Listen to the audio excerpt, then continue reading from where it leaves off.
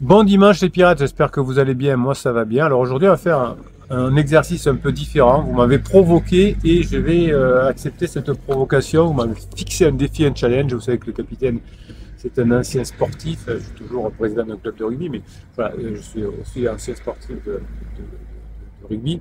Et je relèverai votre défi, évidemment. Vous m'avez envoyé un article du Midi Libre qui s'appelle Retrouver l'amour, un véritable challenge pour les parents solo.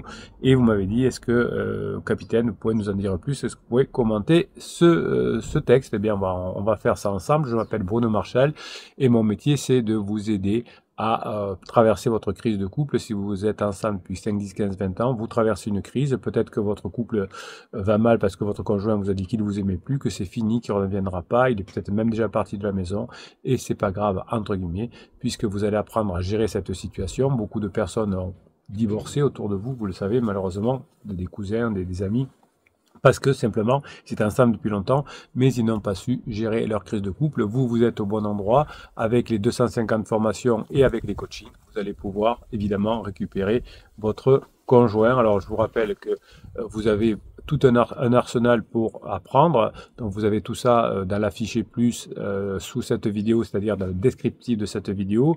Vous aurez une formation offerte, le Best of 2023, si vous cliquez sur ce lien, mais aussi vous aurez le catalogue des 250 formations, mais aussi le canal Telegram où toute la journée je vous mets des textes et des vidéos courtes pour vous aider à mettre en place les formations. Et évidemment, vous avez aussi, vous l'avez compris, vous vous en souvenez, le canal Facebook des pirates où les pirates les plus aguerris vous aident aussi à mettre en application les formations. J'ai appris ça dans cette formation, je voudrais le mettre en place. Est-ce que si je le mets en place comme ça, c'est bien? Voilà, donc l'idée du canal de Facebook des pirates, c'est de vous aider à vous former et à apprendre. Je vous rappelle que le capitaine vous offre à la fin du mois la formation de votre choix. Pour cela, il suffit de mettre des commentaires sous les vidéos YouTube ou sous les lives que je fais en général tous les midis 30. Hein. Alors, pas forcément tous les jours, pas forcément le week-end, mais vous avez plusieurs fois par semaine ce live. Donc vous mettez des commentaires sous les vidéos, sous cette vidéo par exemple, et un petit robot, un petit bot passera à la fin du mois et choisira un des commentaires. Alors certainement que ce petit bot, il a aussi des sensibilités. Si c'est plutôt des choses positives pour aider les autres pirates, certainement qu'il vous choisira beaucoup mieux. Donc plus vous mettez de commentaires, plus vous avez de chances que le bot vous choisisse. Alors retrouvez l'amour, un véritable challenge pour les parents solo. Eh bien je vais découvrir cet article en même temps que vous parce que c'est ce que j'aime faire, un peu comme pendant les coachings. Vous savez que vous avez plein de formules de coaching. Vous avez même une mensuelle où je peux vous aider pendant un mois entier avec plein de coaching, plein de formations, etc. Ou à la carte, à la séance si vous préférez. Donc dans les coachings, je découvre en même temps que vous ce que vous avez à me dire.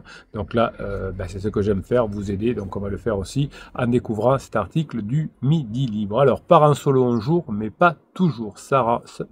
Donc les parents solo, c'est souvent des parents qui se sont séparés, évidemment, puisqu'ils sont solo avec des enfants et qui sont parents, et que ils se sont séparés, ils pensaient retrouver l'amour rapidement, notamment pour celui qui est parti, et puis ça finit par échouer, et donc ils sont en souffrance, et les enfants sont en souffrance dans le rôle du parent solo. Alors les parents solo doivent composer avec de nombreuses difficultés. Vous voyez, il n'y va pas de main morte, hein, le Midi Libre, il doit composer avec de nombreuses difficultés et de nombreux obstacles au quotidien. Et oui, parce qu'on est on peut endormi dans sa phase de sécurisation, mais en fait on est pépère, tout va bien, tout d'un coup on veut tout casser, partir, la liberté, etc. Et on se retrouve encore plus mal qu'avant, dans une phase de sécurisation aussi, où on a dû payer les 20 000 euros de frais d'avocat et autres de divorce. On doit payer maintenant 2 maisons, 2 voitures, on voit les enfants que la moitié du temps, donc que des trucs négatifs. Non seulement on voit les enfants que la moitié du temps, mais ça coûte 2 fois plus cher. Voilà. Donc on est un peu en difficulté par rapport à ça. Donc les mères et les pères solo n'en demeurent pas moins ouverts à de nouvelles perspectives amoureuses ou intimes. Mais oui, effectivement, hein, c'est tellement dur d'être seul qu'ils seraient prêts à se mettre un peu avec n'importe qui pour avoir moins de frais et ne plus être dans cette solitude. Donc à l'occasion de la journée mondiale des célibataires qui a eu lieu le 11 novembre, je ne savais pas, je connaissais cette fête-là, mais pas pour ce cas-là. Donc journée des célibataires du 11 novembre. Voilà. Focus sur les célibataires pas comme les autres, qui doivent jongler entre le manque de temps, le stress généré par la situation ou la charge mentale quotidienne induite par la monoparentalité. Oui, vous voyez, comme je vous le dis, il vaut mieux effectivement apprendre, se faire coacher, se former et retrouver son conjoint que vivre ceci. C'est super noir, hein, le tableau du Midi Libre. Célibataires pas comme les autres, donc c'est des célibataires non choisis, parce que même celui qui est parti croyait qu'il partait pour un pansement, et donc ils doivent jongler entre le manque de temps, le stress généré par des nouvelles rencontres éventuelles, la charge mentale quotidienne induite, dis donc, ça donne pas envie. Difficulté à joindre les deux bouts, oui, ben on a dilapidé l'épargne dans les avocats au moment de la séparation pour retrouver également une nouvelle maison, etc. On a vendu peut-être même la maison familiale et vous savez que il y a des personnes qui sont spécialistes là-dedans de racheter des maisons de personnes qui divorcent pour faire comme ils disent des coups de fusil. Maintenant, ils doivent apprendre à concilier la vie de famille, la vie professionnelle, la charge mentale exacerbée. Je trouve assez logique parce que souvent, il y a des articles de presse qui sont un peu gnangnans. Là, ils disent des choses telles qu'elles sont. Le quotidien des parents solo est loin d'être de tout repos. Et oui, on voulait de la liberté, de la fête, etc. en allant chercher un pansement. Eh bien, c'est pas du tout ce qui arrive. Alors, comment renouer l'amour, sinon envisager des relations intimes dans un contexte aussi compliqué? Ben oui, c'est comment voulez-vous qu'un homme s'intéresse à une femme qui est engluée dans son contexte avec les enfants, les problèmes financiers, jamais disponible, le boulot, etc. Ou un homme, évidemment, qui doit s'occuper de ses enfants une semaine sur deux, qui a des problèmes financiers, qui ne peut pas amener sa nouvelle petite copine un week-end, etc., parce qu'il n'a pas les moyens, ou parce que effectivement il n'a pas le temps. Donc c'est une question qui a été posée à 1000 parents solo français dans le cadre d'un sondage réalisé par Even avec Ipsos Digital. Ben, ça m'intéresse, vous voyez, je vais apprendre des choses. Alors, ce sondage nous apprend qu'un sondé sur deux souhaite retrouver l'amour, car être seul, c'est pas... Oui, ben oui, c'est forcément... on s'est quitté parce qu'on croyait, enfin, en tout cas pour l'un des deux, qu'il avait rencontré l'amour avec son pansement. Ben, il voit que le pansement était tout pourri. Donc, effectivement, maintenant, on se retrouve dans des difficultés financières, dans des difficultés où on se retrouve tout seul. Évidemment, on a envie de rencontrer quelqu'un. Plus de la moitié d'entre eux appréhendent aussi de se confronter à une telle situation. Ben oui, on ne sait plus faire, c'est très compliqué. Gérer seul les enfants, les courses, le ménage, sans parler de la vie professionnelle, alors même si c'est une semaine sur deux, on est quand même tout seul pour le faire. Et la semaine où on n'a pas les enfants, ben on est déboussolé ou parfois on doit compenser parce que la semaine où on va les chercher, où on a les enfants, il faut partir tôt du boulot, on arrive plus tard, donc ça plaît pas du tout à son patron évidemment, ou à ses clients. Et la semaine après, on met les bouchées doubles, donc on profite quand même pas de la vie, parce que comme pendant une semaine, on arrivait plutôt au boulot à 9h30 et on devait partir à 16h30, la semaine après, il faut arriver à 7h et partir à 20h. Donc on est crevé, on est rincé. Donc, être parent n'est pas une mince affaire, mais être parent solo, c'est encore plus épuisant. Oui, pendant la phase de sécurisation, on pouvait reprocher à son conjoint de pas l'aider, de pas assez l'aider. Eh bien là, c'est encore pire. Alors, si le parent solo en plus se trouve un petit copain, une petite copine, il arrive épuisé le soir du travail où il a dû compenser la semaine où il n'avait pas les enfants, et en plus il faut qu'il s'occupe là de pansement, qui a besoin d'attention, etc. Donc c'est la galère. Donc le parent solo est physiquement et mentalement épuisé au quotidien. Alors, quid des nouvelles rencontres amoureuses? La plupart ne sont plus prêts, ah oui effectivement, parce que c'était tellement bien avec l'ancien, on ne sait plus faire. Et pour la plupart d'entre eux, pensent à y renoncer malgré les obstacles. Ils ne sont pas prêts à y renoncer malgré les obstacles rencontrés. Ben oui, c'est tellement pénible d'être parent solo, de ne pas avoir sauvé son couple évidemment, que on a envie d'essayer de trouver quelqu'un, même si c'est pas terrible. Plus d'un parent solo sur deux affirme avoir envie de vivre une histoire d'amour, dont 22% qui confient même en avoir très envie. Oui, alors il y a très peu de personnes, mais c'est souvent d'ailleurs des mensonges, qui disent « Non mais moi je me sépare de toi, c'est pas pour rencontrer quelqu'un d'autre, c'est pour être seul ». Donc on voit que ceux qui veulent partir pour être seul, la galère dans laquelle ils se mettent, évidemment la plupart du temps c'est des mensonges, hein, on veut se séparer, mais pour aller chercher quelqu'un d'autre. Reste que le passage à l'acte semble plus compliqué qu'il n'y paraît pour les célibataires avec enfants. Eh bien oui, évidemment, on n'est pas très séduisant quand on est épuisé, quand on a les cernes, quand on n'a pas d'argent et quand on a des enfants une semaine sur deux. Plus d'un sur deux, 55%, déclarent appréhender une nouvelle relation sexuelle avec un nouveau partenaire. Oui, on a tellement l'habitude du nouveau, on est tellement déçu de la relation qu'on a eue avec son pansement quand on a quitté son conjoint, que c'est pénible. Donc ça vaut le coup, évidemment, de se battre pour rester en couple et de vivre la merveilleuse phase 4.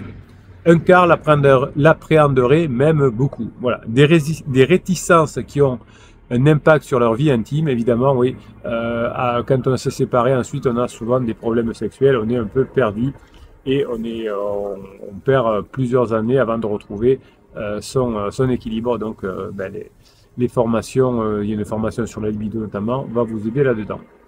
25% du panel estime à moins de 3 mois sa dernière relation sexuelle. Oui, alors vous voyez que peut-être votre conjoint est parti, s'est plaint parce que vous aviez des relations sexuelles qu'une fois par semaine, mais quand il se retrouve seul ou seul et quand il est largué par pansement ou avoir largué pansement, eh bien effectivement, on a très peu de relations sexuelles quand on est parent solo, donc 3 mois pour un quart, 14% entre 3 et 6 mois, 16% plus de 6 mois. Bon, vous voyez donc très peu ont des relations sexuelles ensuite, après en étant parents solo.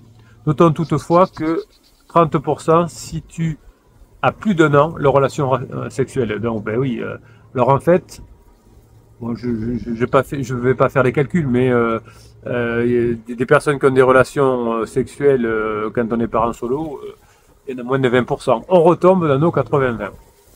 Alors, l'article du Midi Libre continue. Comme nombre de célibataires, les parents solos sont soumis à différentes pressions, notamment sociales. Ben oui, hein, on avait une belle maison, une belle voiture, on était à l'aise financièrement, et là, on est des parias, on a une voiture pourrie, un petit appartement, les enfants n'en peuvent plus, voilà, c'est comme ça. Plus de la moitié des sondés, 60%, expliquent que les rendez-vous amoureux les stressent. Ben oui, en plus, si on trouve un amoureux ou une amoureuse qui pourrit, on a les enfants, on n'a pas le temps, etc. Et donc, on peut être que stressé. 46% déclarent se sentir en décalage avec leurs proches en couple, donc oui, ça fait souffrir aussi. Donc la moitié regrette effectivement d'avoir divorcé. 45% le sentiment que personne ne comprend leur situation de parents célibataires et leur souffrance. Eh oui. Donc alors il y a une, je sais plus d'où vient ce chiffre, mais 60% des personnes regrettent d'avoir séparé, de s'être séparés quand ils ont été à l'initiative de la séparation. Donc on voit là, quand on cumule tous ces chiffres, à mon avis, on est largement au-dessus. On doit certainement arriver aux 80-20, 80% qui regrettent la séparation et 20% qui finalement, peut-être parce qu'ils ont été vraiment victimes de violences physiques ou morales, ne souhaitent pas se retrouver. Alors, notons toutefois que cela n'empêche pas les 2 tiers des répondants, 65%, d'avoir l'impression de conjuguer le rôle de parents et d'amants à la perfection. Alors, 2 tiers répondent, oui, donc ils n'ont plus de relation, ils sont juste un amant ou une maîtresse pour une personne mariée. Bon, c'est triste, hein, vous voyez, les parents solos se retrouvent pour 65%, mais amants ou maîtresses de personnes en couple. C'est triste. Alors, le sondage met en lumière les difficultés auxquelles peuvent être confrontés ces parents après la séparation et qui peuvent être en partie expliquer ces réserves vis-à-vis de nouvelles relations amoureuses, évidemment. Quand on a passé 5, 10, 15 ans avec une personne et qu'on retrouve quelqu'un de tout pourri, c'est rare de trouver une personne avec qui on est bien pendant 5, 10, 15, 20 ans, c'est quelqu'un qui a des qualités forcément, et donc les personnes qu'on retrouve pour qu'elles aient les mêmes, comment dirais-je, les mêmes qualités qui nous conviennent, c'est compliqué. Alors, lorsqu'on interroge sur la charge mentale des parents séparés, ils répondent qu'ils se voient comme des superwomen ou des superman à hauteur de 39%, une minorité, quand même 20%, se sentent complètement dépassés, 34% estiment d'être plus que des équilibristes. Oui, donc voilà, il y en a 39% qui disent on doit être des superwoman et 60% qui disent on a des grosses difficultés. Ceci dit, même s'ils avaient plus de temps, les parents solos ne le consacreraient pas forcément à l'amour. Et oui, hein, ils n'ont pas le temps, ils sont tellement fatigués de cette situation que peut-être qu'ils n'ont même plus envie de faire l'amour. Alors, à la question, si vous aviez une baguette magique, que feriez-vous sur une journée que vous n'avez pas encore le temps de faire? Ah, ça m'intéresse. Donc je vous rappelle que votre conjoint vous a dit qu'il vous aimait plus parce qu'il voulait être libre, qu'il voulait danser, chanter, partir en week-end, faire plein de trucs, aller au resto, aller au cinéma. Alors, qu'est-ce qu'ils pourraient faire? Les sondés répondent en premier lieu qu'ils aimeraient prendre du temps pour eux. Voilà, 40%. Donc, effectivement, ils sont partis pour prendre du temps pour eux, pour être libres, etc. Et qu'est-ce qu'ils disent? Qu'est-ce que vous aimeriez maintenant que vous êtes séparés? Mais j'aimerais bien avoir du temps pour moi parce que j'en ai encore moins qu'avant. Ils souhaiteraient également faire des soins de beauté, du shopping, pratiquer un sport, sortir avec leurs amis, dormir, faire des activités culturelles et aller au restaurant. Donc, vous voyez que votre conjoint vous a dit qu'il voulait partir pour être libre, pour faire tout ce qu'il veut. Et maintenant que les personnes sont séparées, évidemment, et que le pansement les a largués, vous ont largué le pansement, voilà ce qu'ils aimeraient faire. Des soins de beauté, du shopping, pratiquer du sport, sortir avec des amis, dormir, faire des activités culturelles, aller au restaurant. En fait, tout ce que vous devez faire en phase 4, si vous avez fait la formation en phase 4, évidemment, et que vous faisiez aussi un peu en phase 2. Donc la volonté de faire des rencontres n'arrive qu'après de 18%, à égalité avec le besoin de faire la fête. Vous voyez que, voilà, alors qu'on était parti pour faire la fête. Bon, mais il est très bien cet article du Midi Libre, alors je sais pas, c'était du 14 novembre 2024, je crois. Bon, vous voyez que ça vaut le coup de se battre, parce que si vous vous retrouvez dans cette possibilité de parents solo ensuite, ça va être plus compliqué pour vous. Alors, deuxième étape de cette formation, je vais répondre à quelques-unes de vos questions, hein, comme j'ai l'habitude de le faire depuis quelques temps, puisque c'est ce que vous me demandez. Et ensuite, le moment que vous attendez tous, le petit texte de motivation qui va être écrit à la première personne du singulier, le jeu, et qui va remplacer votre petite voix interne. Quand vous avez des doutes, quand vous vous faites souffrir, eh bien, vous réécouterez le texte que vous a écrit le capitaine, et ça vous redonnera la grinta, et ça vous donnera encore envie plusieurs fois de récupérer votre conjoint, mais aussi de vous mettre en phase de situation pour apprendre et bien sûr mettre en application. Je vous rappelle qu'il y a les 3 étapes. Je vous ai donné dans un live une métaphore. Vous avez faim et vous décidez de faire une choucroute. Ben, il y a 3 étapes. Premièrement, acheter les ingrédients. Voilà, si vous n'achetez pas les ingrédients, vous aurez faim à la fin, vous n'aurez pas mangé votre choucroute. Deuxièmement, faire la choucroute. Donc là, c'est faire la formation. Parce que si vous avez acheté la formation mais que vous ne la faites pas, c'est compliqué. Et troisième point, déguster la choucroute, parce que si vous avez acheté les ingrédients, que vous les avez fait mais que vous ne les mangez pas, ça ne sert à rien. Ça ne met pas en application. Donc là, pour récupérer votre conjoint, vous avez 3 étapes. Vous achetez les formations, vous les faites. Hein, c'est bien de les acheter, mais il faut aussi les faire. Et ensuite, on les met en application et on revient ensemble et on évite les galères du parent solo. Allez, on va prendre quelques questions et ensuite le texte que je vous ai écrit rien que pour vous.